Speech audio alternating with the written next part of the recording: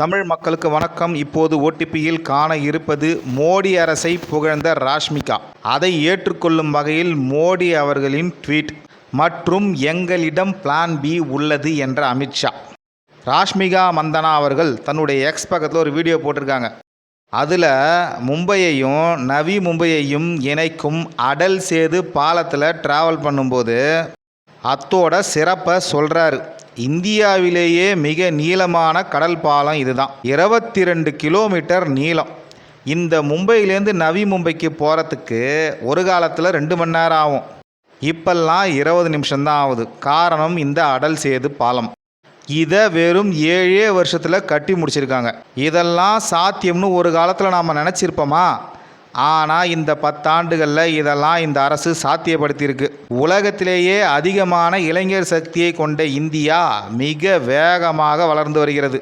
அடல் சேது மாதிரியான உள்கட்டமைப்புகளும் வேற லெவலில் வளர்ந்துருக்கு.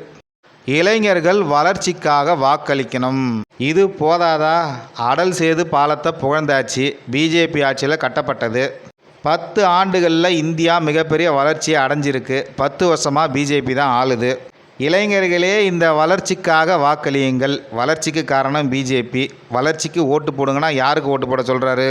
நமக்கு புரிஞ்ச மாதிரியே எதிர்க்கட்சிகளுக்கும் புரிஞ்சிருக்கு. ராஷ்மிகா மந்தனா இந்தி கூட்டணி, குறிப்பாக காங்கிரஸ் திராவிட கூட்டத்தோட வயத்தில் நெருப்பு, எரிமலை குழம்பான லார்வா, சேர்வா எல்லாத்தையும் கலந்து அடிச்சிட்டாரு. பத்திகினி எரியுது.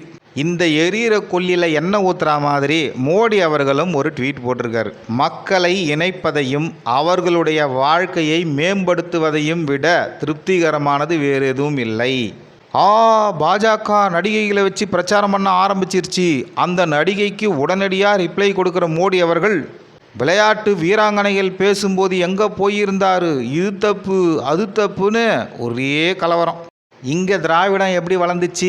சிவாஜி அவர்கள், எம்ஜிஆர் அவர்கள், எஸ்.எஸ். ராஜேந்திரன் அவர்கள், கருணாநிதி அவர்கள், இப்படி எல்லாமே நாடகத்துறையும் சினிமா துறையும் சம்மந்தப்பட்டவங்க தான். இவங்களை வச்சு தான் திமுக ஒரு காலத்தில் வளர்ந்துச்சு. இப்பையும் வடிவேலு, விஜய் சேதுபதி, போஸ் வெங்கட், ஐஸ்வர்யா ராஜேஷ்னு கிடைச்ச நடிகர்கள்லாம் வச்சு தான் இவங்களுடைய பெருமையை பீத்துறாங்க. ஆனால் இந்த திமுகவை தவிர பிஜேபி மாதிரியான கட்சிக்கு எந்த நடிகையாவது சப்போர்ட்டாக பேசிவிட்டா இந்த புரட்சியாளர் கூட்டம் பொங்கி எழுந்துடும். நார்த் இந்தியாவிலும் அப்படி தான் போல இருக்குது. இதே காங்கிரஸ் ஆட்சியாக இருந்தால் இந்த ராஷ்மிகா புகழ்ந்துருப்பாரா? கண்டிப்பாக புகழ்ந்துருக்க மாட்டார். ஏன்னா காங்கிரஸ் இப்படி ஒரு பாலத்தை கட்டியே இருக்காது. அவங்களுடைய ஒரே லட்சியம் ஆட்சியை எப்படியாவது தக்க வச்சுக்கணும், அவ்வளோதான். வேறு எந்த லட்சியமும் கிடையாது. எது எப்படியோ காங்கிரஸ் தலைமை எந்த கட்சியும் ஏற்றுக்கல. அது பூட்ட கேஸு. மோடி தான் 3வது தடவையாக பிரதமராக வரப்போகிறாரு. இந்த 3வது தடவையாக பிரதமராக அவரில் தான் அடுத்த விஷயம் ஆரம்பிக்குது. இப்போல்லாம் பார்த்திங்கன்னா சோஷியல் மீடியாவில் ஒரு பொய் பயங்கரமாக பரவி வருகிறது, பரப்பப்படுகிறது. அதாவது அமித்ஷா அவர்கள் எங்களால் ஒரு வேளை மெஜாரிட்டிக்கு தேவையான எண்ணிக்கையிலான எம்பிகளை பெற முடியலைன்னா எங்கள் கிட்ட பிளான் பி இருக்குது அப்படின்னு சொன்ன மாதிரியும், அந்த பிளான் பியில் என்னென்ன பண்ண போகிறாங்களோ அதனால் அடுத்த 15 நாளைக்கு ரொம்ப உஷாராக இருக்கணும் அப்படின்ற பொய் தகவல் தான் அது. இதை பரப்புறது திமுகவோட ஐடி விங்கு மற்றும் அல்லக்கை ஊடகங்கள். உள்ள ஒரு வேளை கரெக்டான நியூஸ் இருந்தாலும் ஹெட்லைன்ஸில் இப்படி தான் இருக்குது. உண்மை என்னன்னா அமித்ஷா அப்படிலாம் எதுவும் சொல்லலை. மாறாக அவர்கிட்ட கேள்வி கேட்கப்பட்டது, உங்களால் மெஜாரிட்டி பெற முடியவில்லை என்றால் பிளான் பி உள்ளதா? உங்களுடைய வெற்றிக்கான சதவிகிதம் 60 விட கீழே போனால் தான் பிளான் பிலாம் வேணும். பிஜேபியை பொறுத்த வரைக்கும் மிக பெரும் மெஜாரிட்டியில் ஆட்சி அமைக்க போகிறோம். ஆகையினால எங்களுக்கு இந்த பிளான் பிலாம் தேவையே இல்லை. இதுதான் மக்களே அமித்ஷா அவர்கள் சொன்னது. வேறு எதையும் நம்பாதீங்க. நன்றி, வணக்கம்.